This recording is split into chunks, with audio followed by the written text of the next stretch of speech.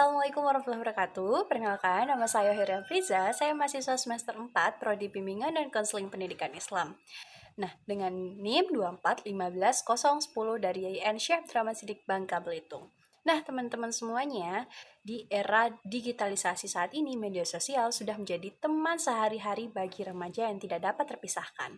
Nah, coba nih bayangin oleh teman-teman semuanya, kalau misalnya ketika kita baru buka Instagram ataupun TikTok ataupun media sosial lainnya, pastinya melihat postingan-postingan teman-teman yang tampak lebih cantik, tampak lebih pintar, tampak lebih sukses. Pernah nggak sih muncul perasaan kayak, kenapa ya aku nggak bisa kayak mereka?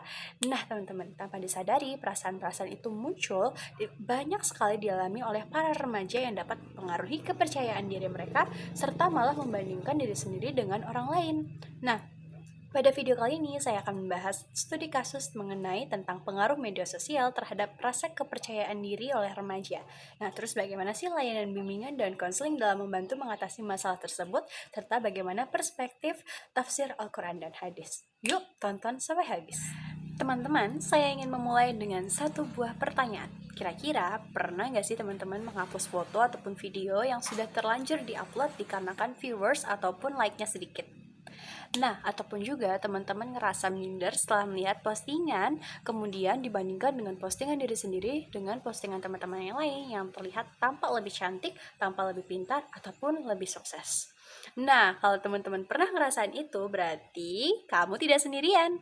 Dikarenakan menurut jurnal yang saya baca, banyak sekali remaja menghabiskan waktu hingga 7-12 jam sehari di media sosial.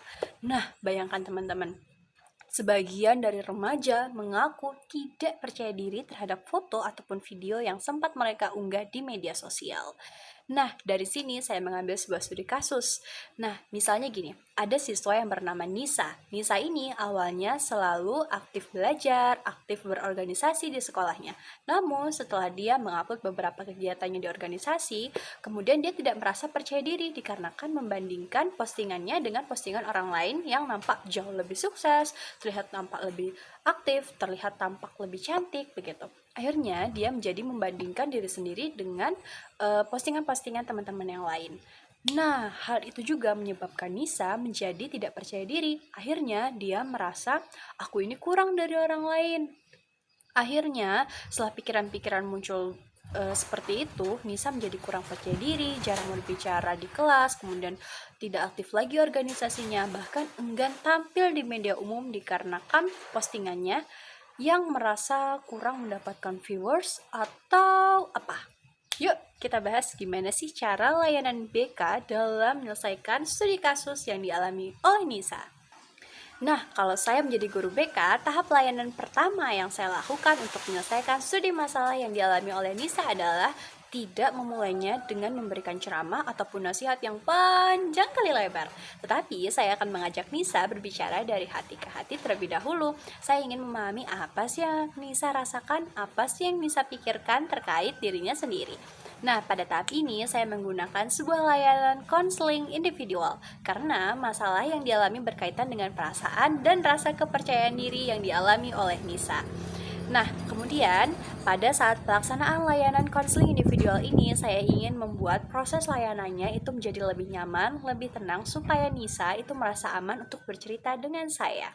Selanjutnya, setelah hubungan saya dan juga Nisa menjadi lebih baik, ataupun ketika Nisa sudah merasa nyaman untuk bercerita dan berbagi dengan saya terkait masalahnya, yang saya lakukan adalah menggali pikirannya. Kemudian, seperti hal-hal saya bertanya, apa sih yang membuat kamu merasa tidak percaya diri, Nisa?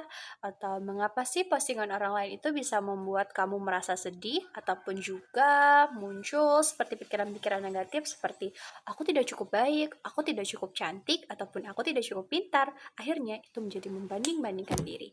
Nah, dari sinilah saya akan menggunakan pendekatan BK untuk membantu Nisa menyadari bahwa media sosial ini sering kali hanya menampilkan sisi baik saja. Sisi buruknya itu disimpan dan tidak diupload dari media sosial. Nah, jadi teman-teman, saya membantu Nisa mengenali kelebihannya, kemudian membantu Nisa juga untuk menerima segala kekurangan yang ada dalam dirinya, serta membantu Nisa membuat target-target kecil yang dapat meningkatkan rasa kepercayaan dirinya. Seperti misalnya, Nisa sebelumnya sudah berorganisasi, kemudian dia membuat target-target kecil seperti misalnya mengikuti perlombaan dalam sebuah berorganisasi supaya dia bisa menjadi tumbuh lebih baik dibandingkan hari sebelumnya. Nah, teman-teman, ini tahap terakhir dalam sesi konseling individual, yaitu evaluasi dan tindak lanjut. Nah, keberhasilan layanan ini dapat dilihat bagaimana sih perubahan perilaku Nisa dari awal sebelum dilakukannya konseling dan juga setelah selesai dilakukannya konseling. Apakah ada perubahan ataukah Nisa sudah merasa percaya dirinya sudah meningkat atau justru lebih menurun? Nah, inilah dilakukan sebuah evaluasi untuk melihat bagaimana sih perkembangan Nisa selama menjalani proses konseling individual ini. Nah, jika masih ada hambatan yang terjadi ataupun Nisa masih merasa kurang percaya diri, maka akan dilaksanakan sebuah konseling lanjutan yang dapat dilakukan dengan melibatkan orang tua ataupun guru. Kali ini kita akan membahas hubungan dengan tafsir dan hadis BK. Nah, teman-teman semuanya, berdasarkan studi kasus yang dialami oleh Nisa tentang rasa kepercayaan diri, ini berkaitan dengan Quran Surah Al-Hujurat ayat 12 yang mengajarkan agar manusia ini tidak terjebak dalam berprasangka dan juga penilaian yang berlebihan. Nah, seperti yang sering kita rasakan ketika kita melihat di media sosial, banyak sekali postingan orang lain yang hanya posting tentang hal-hal bahagianya saja, padahal belum tentu demikian. Nah, adapun juga dalam Quran Surah Ar-Ra'd ayat 11, Allah Subhanahu wa taala berfirman, sesungguhnya Allah tidak akan mengubah keadaan suatu kaum sampai mereka mengubah keadaan yang ada pada diri mereka sendiri. Nah, ayat ini menunjukkan teman-teman bahwasanya perubahan harus dimulai dari diri sendiri, dari konseling sendiri. Nah, sedangkan tugas guru BK ini hanya berperan bagaimana sih membantu konseli agar menemukan jalan keluar supaya terjadinya perubahan dalam diri konseli tersebut. Seperti misalnya yang terjadi dalam Nisa, tugas konselor yaitu saya ataupun guru BK nantinya membantu Nisa supaya bisa menjadi lebih percaya diri lagi, supaya tidak membandingkan diri sendiri dengan postingan orang lain. Begitu.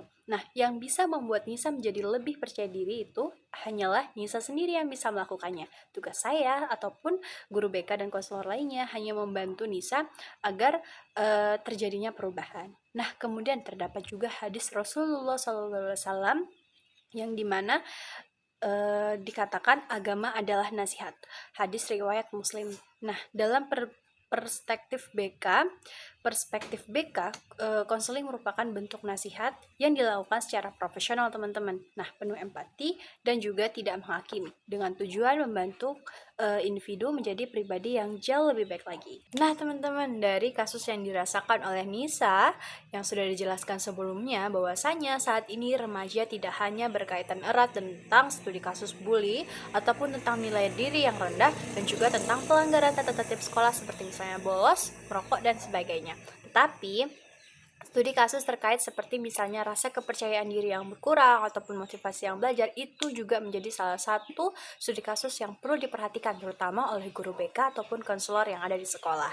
Nah, teman-teman, oleh karena itu peran bimbingan dan konseling ini sangat penting sekali untuk membantu remaja untuk mengenali dirinya sendiri. Nah, sementara Al-Quran dan juga hadis itu menjadi pedoman agar proses bantuan tersebut itu dapat berlandaskan nilai-nilai Islam. Oke, baiklah, hanya itu saja mungkin yang dapat saya sampaikan terkait studi kasus yang dirasakan oleh Nisa terkait kepercayaan diri yang dipengaruhi oleh media sosial. Semoga bermanfaat. Wassalamualaikum warahmatullahi wabarakatuh.